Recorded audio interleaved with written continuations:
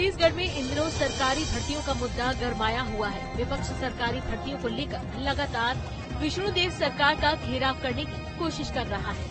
साय सरकार को प्रदेश में 6 महीने का समय बीत चुका है। ऐसे में इस 6 महीने के दौरान अभी तक सरकारी भर्ती की प्रक्रिया शुरू नहीं की गई है और विपक्ष ने इस मुद्दे को हथियार बनाकर साय सरकार पर निशाना साधना शुरू कर दिया है।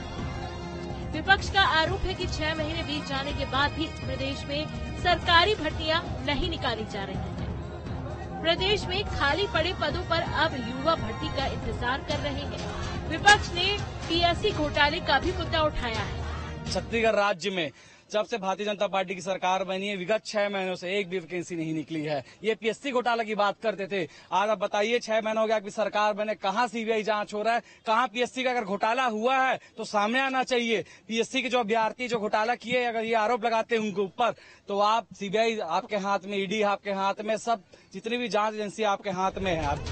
कांग्रेस लगातार युवाओं के लिए सरकारी भर्तियों को मुद्दा बनाकर विष्णुदेव सरकार पर सवालिया निशान खड़े कर रही है।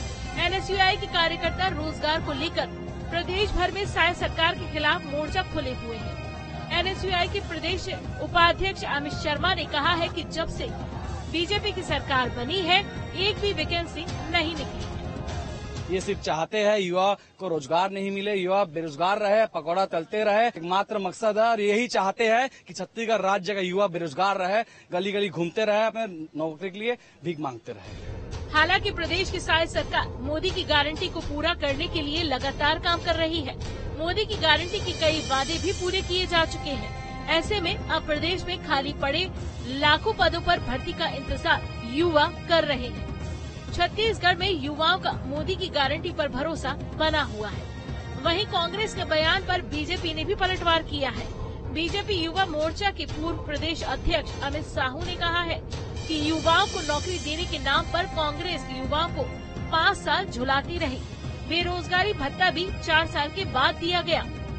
देखिए, जो कांग्रेस छत्तीसगढ़ के युवाओं को नौकरी देने के नाम पे पूरे 5 साल झुलाई, नौकरी नहीं दिया, मगर बेरोजगारी भत्ता देने का भी उन्होंने वादे किया था, उसे भी 4.5 वर्षों तक नहीं दिया। और दिया भी तो युवा कांग्रेस के 70,000 कार्यकर्ताओं को दिया, जबकि 10 लाख नौजवानों को देने की बात की थी। तो इस पर तो औचित्य नहीं होता कांग्रेस सवाल उठाए और सवाल करे। और ये तो अभी तो 4 महीने तो आचार संहिता में निकल गए, चुनाव हुए।